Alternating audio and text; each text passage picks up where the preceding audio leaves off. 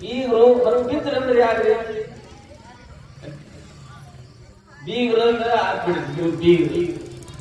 ಏನಪ್ಪಾ ಬೀಗರು ಬಿದ್ರು ಬರುತ್ತಾ ಬಂದ್ರು ನಮ್ಮ ಮದುವೆ ಅಂತ ಕೇಳ್ತಾರೆ ಕೇಳ್ತೀರಿ ನಮ್ಮ ಹಳ್ಳಿ ಒಳಗೆ ಐದು ಬಾಕಿ ಬೀಗರಂದ್ರೆ ಕನ್ಯೆ ಕೊಟ್ಟು ಮದುವೆ ಮಾಡಿ ಸಜ್ಜಕ ಹೊಡ 50-100 ಆಯಾರ ಮಾಡೋರು ಬೀಗರು ಕೇಳ್ಕೋರೆ ಇವರು ಬೀಗರು ಸಜ್ಜಕ ಹೊಡ ಆಯಾರ ಮಾಡೋ ಹಂಗ ಹೋಗ್ತಾರೆ ನೋಡ್ರಿ ಅವ್ರು ಬಿದ್ದರು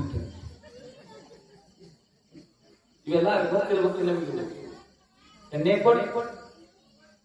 ಮದುವೆ ಮಾಡಿ ವರದಕ್ಷಿಣೆ ಕೊಟ್ಟು ಒಂದು ಸಜ್ಜಕ ಹೊಡೆದ 100 ರೂಪಾಯಿ ಆಯಾರ ಮಾಡಿ ಹೋಗೋರು ಬೀಗರು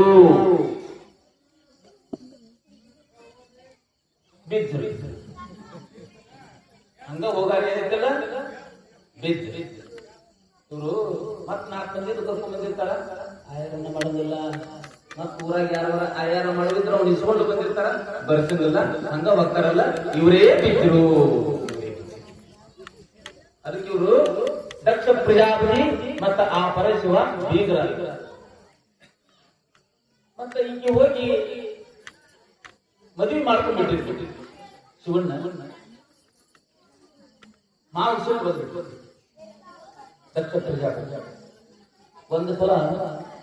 ದೊಡ್ಡ ಯಜ್ಞವನ್ನು ಮಾಡಿರ್ತಾರ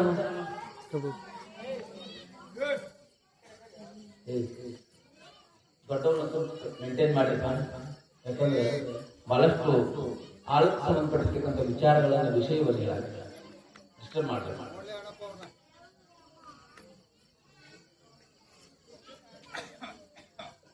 ನನ್ನ ಮಗಳು ಇಂಥ ಶ್ರೀಮಂತಿದ್ರು ಆ ಸ್ಮಶಾನಗಳು ಇರುವ ಪರಮಾತ್ಮ ಇಸ್ತ್ರಿ ಅಂಗಿ ಚಲೋ ಡ್ರೆಸ್ ಕೋಟು ಪ್ಯಾಂಟು ಹಾಕೊಳ್ಳೋವಂಗ ಹುಲಿ ಚರ್ಮ ಸುಟ್ಕೊಂಡಾನ ಅಂತ ಅವನ ಮದುವೆಗಾಳ ನನ್ನ ಮಗಳು ಅಂದ್ರೆ ಈ ಸುಟ್ಟಿ ಬಂದ್ಬಿಟ್ಟಿದ್ರಿ ದಕ್ಷ ಪ್ರಜಾಪತಿ ಶಿವ ಯಾರು ಅನ್ನೋದವಾಗ ಅರಿವಿಗೆ ಬಂದಿರ್ಲಿಲ್ಲ ಯಾಕ ಅಹಂಕಾರವೆಂಬ ಸದಮದ ಗಜವೇರಿ ಅಹಂಕಾರ ಅನ್ನುವಂಥದ್ದು ನೀರಿದ್ದ ಒಂದು ಸಲ ದೊಡ್ಡ ಯಜ್ಞೆಯನ್ನು ಮಾಡಿದ್ದ ಯಜ್ಞ ಅಂದ್ರ ನಾವು ಪೂಜಾ ಮನಿಯೊಳಗ ವಾಸ್ತು ಶಾಂತಿ ನವಗ್ರಹ ಶಾಂತಿ ಅಂತ ಇಟ್ಕೊಂತೀವಲ್ಲ ಅವಾಗ ನಮ್ಮ ಬೀಗರನ್ನ ಬಂಧುಗಳನ್ನೆಲ್ಲ ಬಿಟ್ಟಿರ್ತೀವಿ ನೋಡಿ ನಾವು ಹಂಗ ಅವಾಗ ಅವ್ರು ಏನ್ ಮಾಡ್ತಿದ್ರು ಅಂದ್ರ ಯಜ್ಞ ಅಂತ ಮಾಡ್ತಿದ್ರು ಯಾಗ ಅಂತ ಮಾಡ್ತಿದ್ರು ಅವಾಗ 3 ಲೋಕದ ಎಲ್ಲ ಋಷಿಗಳನ್ನ ಮಹಾತ್ಮರನ್ನ ಎಲ್ಲರನ್ನೂ ಆಹ್ವಾನ ಕೊಡ್ತಿದ್ರು ದಕ್ಷ ಪ್ರಜಾಪತಿಗೆ 33 ಮಂದಿ ಹೆಣ್ಮಕ್ಳು 33 ಮಂದಿ ಹೆಣ್ಮಕ್ಳು 33 ಮಂದಿ ಹಳೆಯಗಳಿಗೆ ಆಮಂತ್ರಣವನ್ನು ಕೊಟ್ಟಿದ್ರು ಯಾಕ ಈ ಯಾವ ಪರಶಿವನ ಹೆಂಡತಿ ಏನಿತ್ತಲ್ಲ ಈ ಹಳೆಯಾಗ ಈ ಮಗಳಿಗೆ ಆಹ್ವಾನ ಕೊಟ್ಟಿದ್ದಿಲ್ಲ ಯಜ್ಞವನ್ನು ಮಾಡುವಂತೆ ಈ ವಿಷಯ ಆ ಸತಿಗೆ ಗೊತ್ತು ನಮ್ಮಪ್ಪ ಇಂಥ ಯಜ್ಞವನ್ನ ಮಾಡಕತ್ತಾನ ನನ್ನ ಗಂಡಗ ನನಗ ಆಮಂತ್ರಣವನ್ನು ಕೊಟ್ಟಿಲ್ಲಲ್ಲ ಅವ ಕರೀಲಿಗೆ ಏನಾದ್ರು ನನ್ನ ತಂದೆಯ ಆ ಒಂದು ಕಾರ್ಯಕ್ಕೆ ನಾನು ಹೋಗಿ ಬರ್ತೇನೆ ಅಂತೇಳಿ ಪರಶಿವ ಹಿಡಿದ್ರೆ ಬೇಡ ನಮ್ಮನ್ನು ಕರೀಲಿಲ್ಲ ನಿಮ್ಮಪ್ಪ ನಿಮ್ಮ ತಂದೆ ನಮಗೆ ಆಮಂತ್ರಣ ಕೊಟ್ಟಿದ್ರೆ ನಾವು ಬರ್ತೀವಿ ಎಲ್ಲರಿಗೂ ಆಮಂತ್ರಣವನ್ನು ಕೊಟ್ಟಾನ ನಮಗೆ ಆಮಂತ್ರಣ ಕೊಟ್ಟಿಲ್ಲ ನಾ ಬರುವುದಿಲ್ಲ ಬೇಕಂದ್ರೆ ನೀನ ಹೋಗು ಅಂತೇಳಿ ತನ್ನ ಹೆಂಡತಿ ಹೇಳಿದ್ದಾರೆ ಹೋಗಿ ದೌಡ್ ನಾವು ಹೇಳಿ ಬರ್ತೇನೆ ತಿಳ್ಕೊಂಡು ದಕ್ಷ ಪ್ರಜಾಪತಿ ಆ ಯಾವ ತಂದೆಯ ಆ ಒಂದು ಯಾಗಕ್ಕ ಏನು ಹೋದಲ್ಲ ಹೋದಾಗ ನಪ್ಪನ ತಂದೆ ನಕ್ಕ ಏನಂತೇಳಿ ನೀ ಯಾಕೆ ಬರಾಕ್ತಿದ್ದ ನಿನಗ್ಯಾರು ಬಂದಿದ್ರು ಸ್ಮಶಾನ ವಾಸಿ ನೀವು ದೇವ್ರ ನೀವು ಆ ಶಿವನ ಹತ್ರ ಹೋಗ್ಬಿಟ್ಟಿವಿ ನೀವು ನಿಮ್ಮಂಥವ್ರಿಗೆ ಪ್ರವೇಶ ಇಲ್ಲ ನಿನ್ನ ಗಂಡಿಗೆ ಪ್ರವೇಶ ಇಲ್ಲ ಅಂತೇಳಿ ಅಲ್ಲಿರುವಂತ ಎಲ್ಲ ಋಷಿಗಳು 33 ಮಂದಿ ಹಳ್ಯಾಗಳು 33 ಮಂದಿ ಹೆಣ್ಣು ಮಕ್ಕಳು ಎಲ್ಲರೂ ಹಾಸ್ಯವನ್ನ ಮಾಡಿ ಆ ಯಾವ ಪರಶಿವನ ಹೆಂಡತಿ ಆ ಪಾರ್ವತಿಗೆ ಏನ್ ಬಂದ್ರಪ್ಪ ಹಂಗಂದು ನಕ್ಕಾಗನ ಆ ಪರಮೇಶ್ವರನಿಗೆ ಆಗಿರ್ತಕ್ಕಂಥ ಆ ಯಾವ ಒಂದು ಅಸಹ್ಯತನವನ್ನ ಕಾಳಲಿಕ್ಕೆ ಆಗದೆ ಏನ್ ಮಾಡ್ತಾಳಂದ್ರೆ ಅಲ್ಲಿ ಯಜ್ಞವನ್ನ ಮಾಡಿರ್ತಕ್ಕಂಥ ಆ ಅಗ್ನಿ ಕುಂಡದೊಳಗ ತನ್ನ ಆ ದೇಹ ಮತ್ತು ಮನಸ್ಸನ್ನು ಸಮರ್ಪಣೆ ಮಾಡಿಕೊಂಡು ಅಗ್ನಿ ಕುಂಡದೊಳಗ ಚಿತೆಯನ್ನ ಪ್ರವೇಶ ಮಾಡಿ ನನ್ನ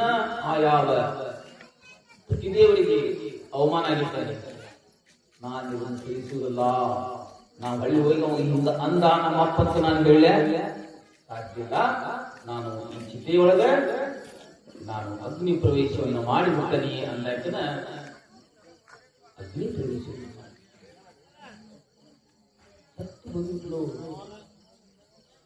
ಏನ ಹಾಹಾಕಾರ ದಕ್ಷ ಪ್ರಜಾಪತಿ ಸುದ್ದಿ ಪರಶಿವ ಬಿಟ್ಟು ಪರಶಿವ ಮುಟ್ಟಿದ್ದಿ ಅಂತ ಹೇಳ್ತೀರಿ. ಎಂತ ಕೋಪಿಷ್ಠನಾಗಿ ಬಿಟ್ಟ ಪರಶಿವ, ಕೋಪಿಷ್ಠನಾಗಿ ದಕ್ಷ ಪ್ರಜಾಪತಿಯ ಸಂಹಾರವನ್ನು ಮಾಡಬೇಕು ಅಂತೇಳಿ ಅವ ಏನ್ ಮಾಡ್ತಾನ, ತನ್ನ ಉಗ್ರ ರೂಪವನ್ನು ಹೊರಗೆ ಹಾಕಿಬಿಡ್ತಾನ. ವೀರಭದ್ರ ಸ್ವಾಮಿಯ ಓಂ ಆಗಿಬಿಡುತ್ತೆ ನೋಡಲಿ. ಜೈ ಮಂಗಲಂ ಜೈ ನಮ ಪಾರ್ವತೀಶ್ವರ ಹರ ಹರ ಮಹಾದೇವ. ಶ್ರೀ ವೀರಭದ್ರೇಶ್ವರ ಮಹಾರಾಜ್ ಕಿ, ಶ್ರೀ ವೀರಭದ್ರೇಶ್ವರ ಮಹಾರಾಜ್ ಕಿ, ಸುಮ್ಮನ ಕುಂತವ್ರ ಮಹಾರಾಜ್ ಕಿ. ಆದ್ರೆ ನಿದ್ದೆ ಮಾಡೋರು ಮಹಾರಾಜ್ ಯಾರಿಲ್ಲ, ಕೆಲವೊಂದ್ಸರಿ ಆಗಲೇ ಮುಂದಿನ ಚಲವಾಗಿರ್ತಾರೆ, ಇದನ್ನಾದ್ರೆ ಒಬ್ರು ಇಲ್ಲ. ಹೆಂಡತಿ ಹೋಯ್ತು ಕೇಳಿದ್ರಿ, ಏನ್ರಿ ಮತ್ತೆ ನೀವು ಪುರಾಣ ಪ್ರವಚನ ಕೇಳಕತ್ತಿರದ ಹೆಂಗಿತ್ತು ಅಂತ ಗಂಡನ ಕೇಳಿದ್ದ. ಅವ ಏನ್ ಮಾಡಿದ್ ಬರ್ರಿ ಪ್ರವಚನ ಮುಂದೊಂದು ಬಾಂಧದಲ್ಲಿದ್ದಾರೆ. ಆ ಬಾಂಧದಲ್ಲಿ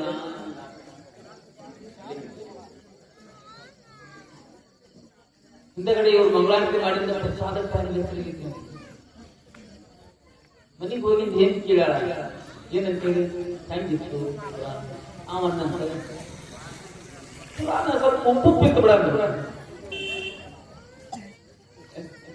ಅಲ್ಲಿ ಹೋಗಿ ಅಲ್ಲಿ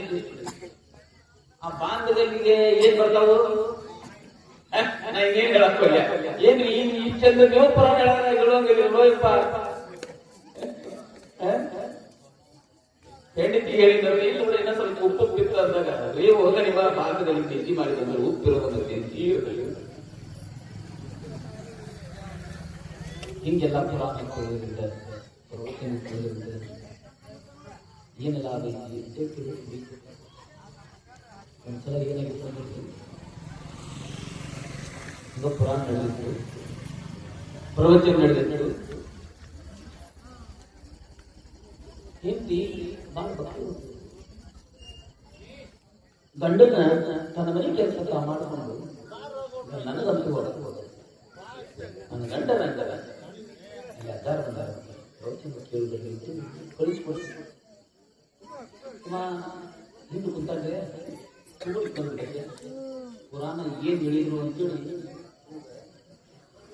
ಇಲ್ಲ ಹೋಗಿದ್ದು ಕೇಳಿದ್ದು ಏನ್ ಹೇಳಿದ್ರು ಶಾಸ್ತ್ರಿಗಳು, ಏನ್ ಹೇಳಿದ್ರ ಅಜ್ಜಾರ, ಯಾವ ರಾಮವ ಬಾಳ ಸುಖ ಹೇಳ್ತಾನಂತಲ್ಲ, ಸರ್ಟಿಫಿಕೇಟ್ ಕೊಟ್ಟಾರ ಯಾವ ರಾಮವ ಸುಖ ಹೇಳ್ತಾನಂತಲ್ಲ. ಇಲ್ಲ ಬೇಡ ನಿಮ್ಮದ ತೋಗುಡಿಕೆ ಆಗಿದೆ ಏನ್ ಅಂದಾಗ ನೋಡ್ರಿ, ಇಂಥ ಅವಕಾಶ ಸಿಗುವುದು ಬಹಳ ಕಷ್ಟ. ಅವಾಗ ಬೇಕಾದಾಗ ಕೇಳುವುದನ್ನು ಸಿಗುವುದಿಲ್ಲ. ಅದಕ್ಕೆ ನೀವೊಂದು ಕೆಲಸ ಮಾಡಿ, ನಿಮ್ಗೊಂದು ಸುಂದರ ಕಾಳು ಹೊರಗೆ ಕೊಡ್ತೇನೆ, ವಿಷಯದಲ್ಲಿ ತಗೊಂಡು ಒಂದೊಂದು ಹಕ್ಕೊಂತ ಕೇಳಿ ಗೀತಿ ಬರೋದಿಲ್ಲ. ಏನ್